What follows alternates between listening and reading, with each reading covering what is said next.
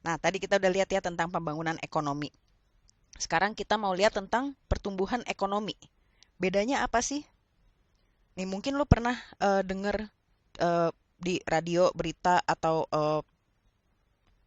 baca di koran, artikel, misalkan perekonomian Indonesia tahun 2015 naik 4,8%. Nah, kalau kayak gini nih, 4,8% ini sebenarnya apa sih? Ini kan laju pertumbuhannya ya, laju pertumbuhan ekonomi Indonesia nih, tahun 2015.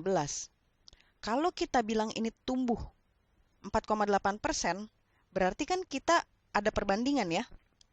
Perbandingannya gimana nih?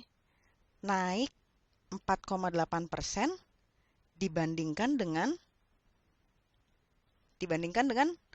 biasanya sih ya, dibandingkan dengan tahun sebelumnya, yaitu ya tahun 2014-nya. Kan gitu ya. Nah, ini ngukurnya gimana? Apanya sih yang dibilang tumbuh? Dari mana para ahli itu bisa bilang perekonomian Indonesia tumbuh?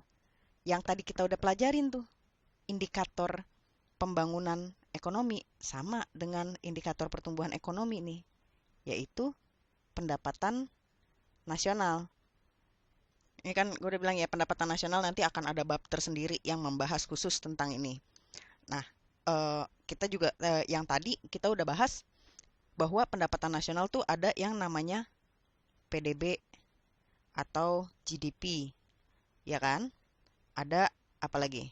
PNB ya, atau GNP.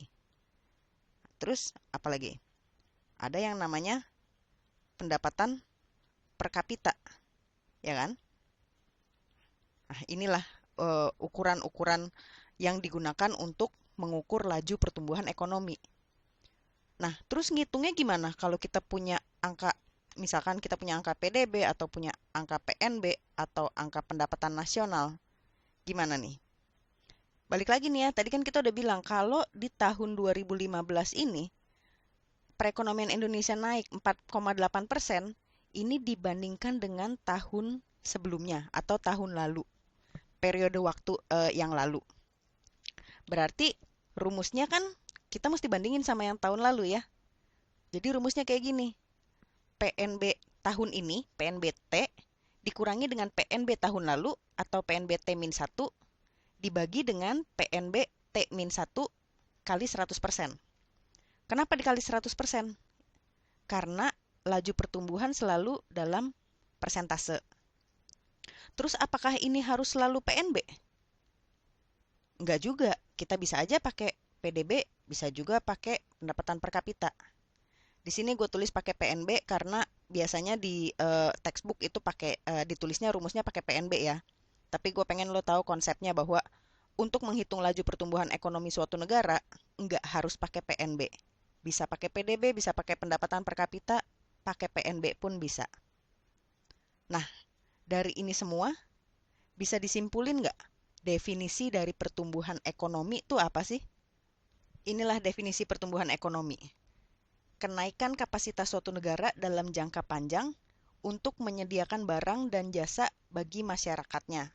Di sini dibilang kenaikan. Apakah akan selalu naik kapasitasnya? Enggak juga ya, karena laju pertumbuhan ekonomi suatu negara ini bisa positif, bisa juga negatif. Ya kalau negatif, kalau positif ya ini berarti kan perekonomiannya tumbuh ya, seperti yang tadi kita bilang tuh di sebelumnya tuh perekonomian Indonesia tahun 2015 naik 4,8%. Kalau negatif ya bisa juga berarti ini mengalami perekonomiannya mengalami apa? Pelambatan ya, kapasitasnya turun karena satu dan lain hal. Jadi ya gue pengen lo tahu konsepnya bahwa pertumbuhan, yang namanya pertumbuhan ekonomi itu bisa positif, bisa juga negatif. Nah, ini selanjutnya kita akan ngebahas tentang faktor-faktor yang mempengaruhi pertumbuhan ekonomi. Oke?